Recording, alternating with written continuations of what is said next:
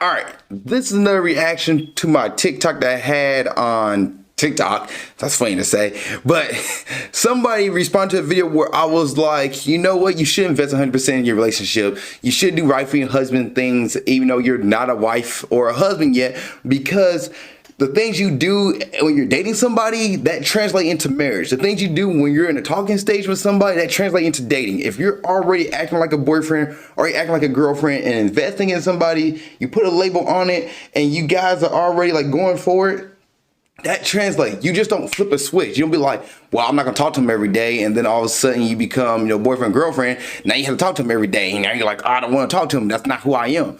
The actions you do in the talking stage, the actions you do in the dating stage translate. The ring, the label doesn't change a thing, but just the status of where you guys in, but your actions and behaviors that carry over from day one to day 99. So, I guess 99 mean age 99, but day 1,000, day 1 million. Let's go with that. Day 1 million. But this person responded to my video. This person called Spam's Producer, and they actually have a full name on this. But they said, it's okay to have boundaries, to be like, we're not there yet. It's not that deep yet because the partner isn't in 100% and you're saving yourself to put that 100%.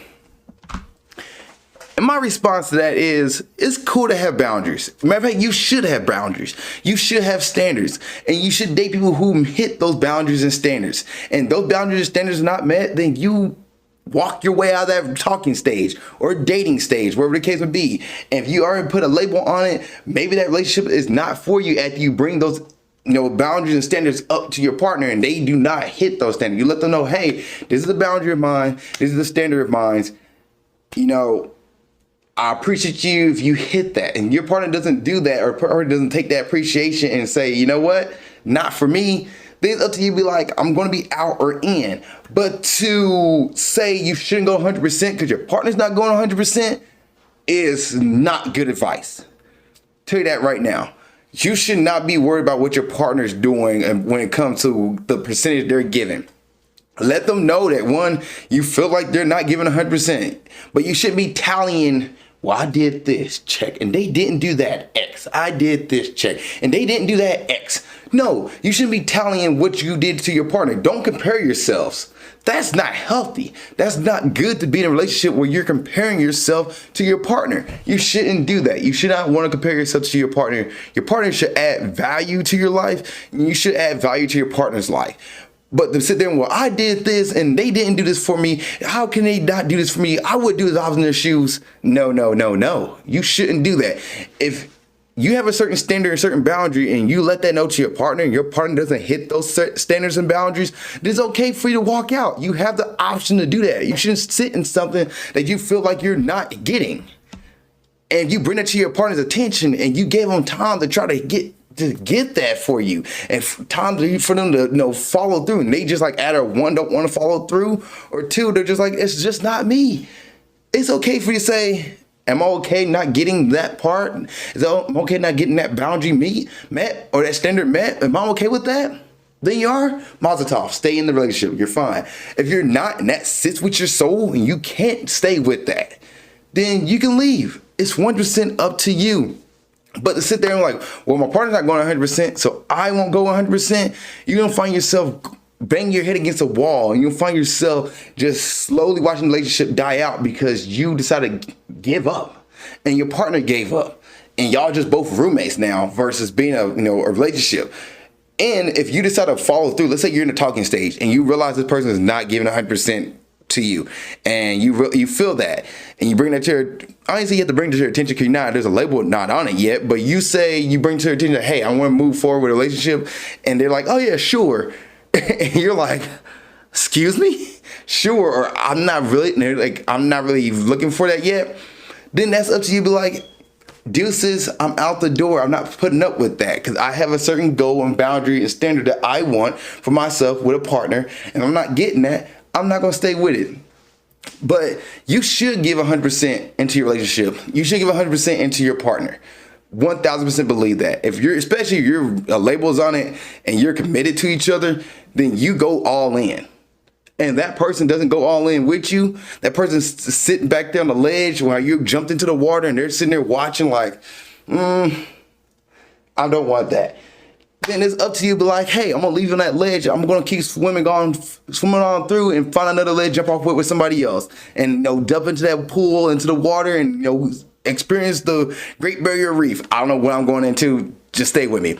But pretty much to say you're not gonna go 100% with somebody because they're not going 100% and you don't want to get hurt. That's not what a date. That's not way to be with somebody. At the end of the day, every relationship's gonna end. We all hope it ends in death do us apart. That is the best scenario. Death do us apart. Or death, whatever phrase it is. I just threw it, messed it up. But death do us apart. We want that. Especially you want a monogamous relationship. But whatever the case would be, even not monogamous, even polyamorous, but you want to be with a partner who at least, there with you to the very end with the deathbed, the notebook, cuddle each other in the bed together and you're dying. That's amazing. That's something that you try to shoot for if you're out there dating. But if you're like, I don't want to go 100% because they're not going 100%, that's not a healthy relationship. That's not a healthy relationship to be in. And you'll find yourself stressed out and frustrated and trying to figure out why they're not going 100% versus saying, hey, you do you. I'm going to go find somebody to do 100% with you. You love and you lost. You lost. You could have, if you would have went 100%, this could have been something special. But you know what? This is your lesson to learn, not mine. I'm dipping. And that's perfectly fine. But 100%, you should go all in your relationship, especially when you put that label on it. Dating, when you're talking stage, I think you should give 100% into that. That's just my opinion. But understand it like, you're in a talking stage. There's no labels on it. When you don't have labels, you don't have boundaries. Just saying. So, you say if you're exclusive, that's just dating to me. Just put a label on it, call it a day. But if you're like dating, talking stage, and there's no relationship on it, there's no boundary, no label, hey, it's fair game. You can go 100% and say, hey, this is what I want to be. And you can let your feelings known. They don't match that, then that's out. But once you put that label on it, you should go 100% in, and you should watch somebody and see what they're doing. If they're not going 100% in, then you can say, you know what, that's not for me. I'm leaving. Adios. Bye. Deuces. Chuck them up. Deuces. So, yes, this person here set a fire to me when I saw that because I was just like, saving yourself, there's no need to save yourself. And you're dating scared, then you shouldn't be dating. If you're dating scared, you should not be dating. If you're dating and you feel like, oh man, they're going to break up with me. I know they're going to break up with me. I know they're going to break up with me. You need to go take away from dating, have a conversation with yourself, speak to, talk to a therapist. Maybe not talk to a therapist. Read self-help books. Read books about how to boost your confidence and understand that when it comes to dating, you are the prize, not the other way around. I guess your partner could be the prize too. Who said it can't be? Matter of fact, they should be a prize as well. Both should be prizes, but you should be treated like a prize too.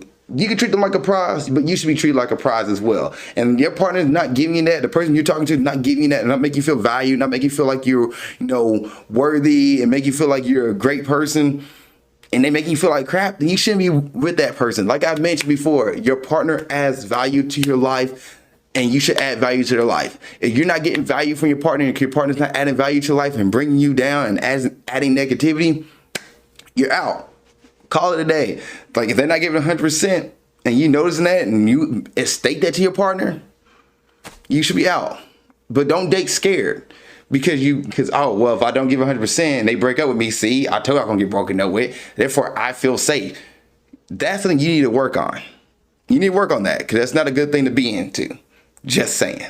Thank you for watching this episode of Nerdy Dating. I really appreciate it. If there's another episode you want to watch, you can look at it right there. If you want to subscribe to the page and watch more content, it's down here.